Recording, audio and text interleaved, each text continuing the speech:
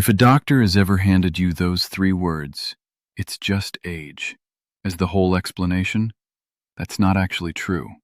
And I spent over a decade believing it before I proved it wrong in my own body. In a real clinical trial, one specific hormone your own body already makes showed a measurable reduction in nighttime bathroom trips compared to placebo. I'm 83, and I proved that sentence wrong in my own body with something as ordinary as what regulates your sleep. In the next few minutes, I'll show you exactly what it was. These days, I sleep through most nights the way I did in my 50s, and I've stopped dreading the evenings the way I used to, that low hum of "here we go again" that used to settle in around 9 o'clock. I took a solo road trip last month, 3 states over, staying in motels along the way without once worrying about how the night would go. I'm not telling you that to brag. I'm telling you because I believed it's just age for over a decade, and it turned out to be the wrong explanation entirely. It's just age. 3 words. That's the whole explanation I got for years, from more than one doctor, in more than one appointment, always delivered with the same tired, final tone. I'm here to tell you that's not an explanation. That's a shrug dressed up as medical advice. I spent more years than I'm proud of believing it anyway. Here's the thing about "it's just age." It sounds true. It feels true, especially once you're past 70 and everything else really does seem to be slowing down around you. But it explains nothing. Age isn't a mechanism. Nothing about the number of years you've been alive directly causes your bladder to wake you up 3 times a night. There's always something underneath it, and almost nobody ever bothers to name what that something is. The phrase does its damage precisely because it sounds like an answer while functioning as a door closing. For years, I accepted the shrug. I stopped asking questions at appointments, mostly because I'd learned the answer was always some version of the same phrase. I told myself there was nothing to be done, so why bring it up at all, with my doctor or with my own wife, who'd started sleeping through my late-night trips the way you learn to sleep through a familiar train passing outside your window. I remember the exact evening it started to shift for me, sitting in my kitchen, reading something a friend had sent me, feeling almost angry that nobody had ever laid this out this plainly before. Not at my doctor specifically, just angry that 11 years had passed with this exact information sitting somewhere, waiting for me to stumble onto it by accident. I read the same paragraph 3 times that night, half expecting to find a catch, some reason it couldn't actually be this simple after over a decade of being told there was nothing to find. Here's what's actually going on underneath the shrug. Your body's internal clock, the same one that governs when you feel sleepy and when you wake up, also plays a real role in bladder capacity and the timing of urine production overnight. As that internal rhythm weakens with age, which it genuinely does in measurable ways, nighttime urine production can increase and bladder capacity can shrink slightly during sleep hours specifically. It's not that your bladder failed, it's that the clock governing it has drifted. That wrongness, once I actually proved it to myself, is exactly what reframed everything.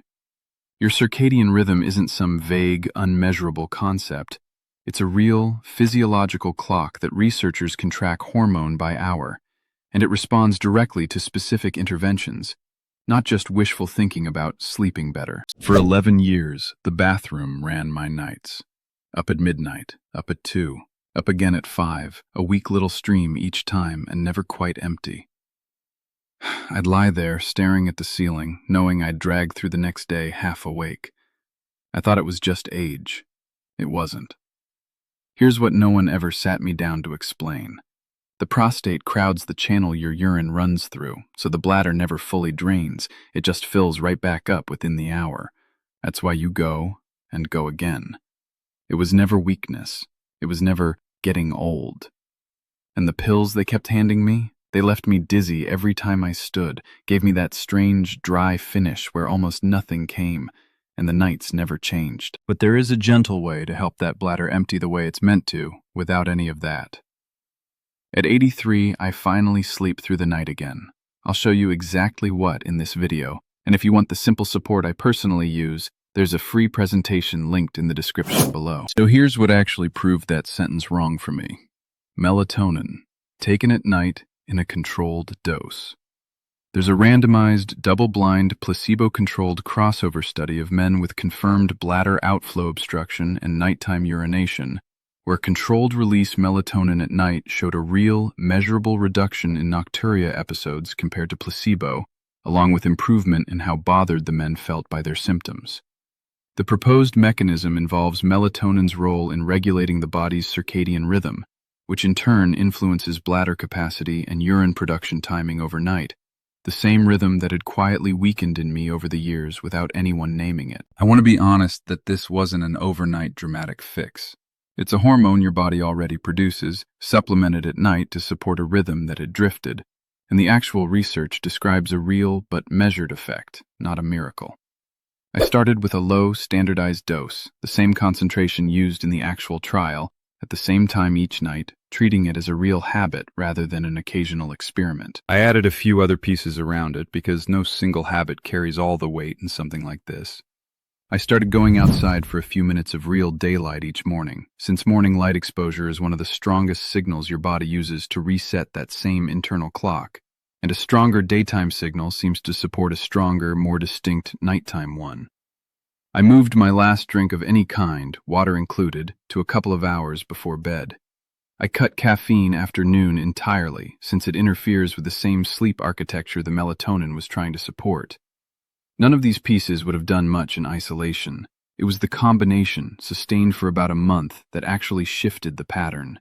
I nearly gave up around week 2, assuming nothing was different, before the real change showed up closer to week 4, roughly matching the timeline described in the actual research. I kept a small notebook by the bed, mostly out of curiosity, jotting down how many times I actually woke each night. Watching that number drop on paper from 3 most nights down to 1 or 0 did something for my confidence that the feeling alone hadn't quite managed. It turned a vague sense of things seem a little better into an actual, countable fact I could point to and trust, especially on the nights I doubted whether any of it was really working. The morning light habit turned out to be the piece I actually looked forward to most, oddly enough. I started taking my coffee out onto the back porch instead of drinking it at the kitchen table, just standing there for a few minutes while the neighborhood woke up. It became less about fixing anything and more about a small, quiet pleasure I'd never made time for before. My wife and I hosted our entire extended family for a holiday gathering last year, and I was the one still up talking and cleaning at 11 at night while my sons, both in their 50s, had already turned in early, tired from the day. My daughter-in-law actually asked one of them, half joking, why he couldn't keep up with his own father anymore. I think about a man named Bernard who wrote in, 68, who told me he'd assumed his own worsening nights over the past 5 years were simply the natural continuation of a decline that had already started, nothing to investigate, just something to endure with as much grace as he could manage. He said learning that there was an actual, measurable internal clock behind it, something with a real name and a real study attached, changed how he thought about the whole problem. Bernard told me he'd been skeptical at first, assuming melatonin was just the same over-the-counter sleep aid everyone talks about for jet lag, nothing serious enough to matter for a real medical symptom. Reading the actual trial details, the specific population of men studied, the specific outcome measured, was what finally convinced him to take it seriously enough to actually try. He said the hardest part was admitting how long he'd been dismissing something this ordinary, simply because it was available without a prescription and sold in the same aisle as vitamins nobody takes seriously.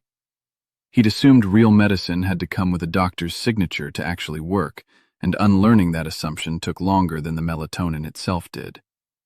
He told me he'd since started reading the actual research behind anything he tries, prescription or not, rather than trusting the packaging or the price to tell him what was legitimate. If you're on medication for your prostate, your blood pressure, your heart, or any sleep medication already, please hear this clearly.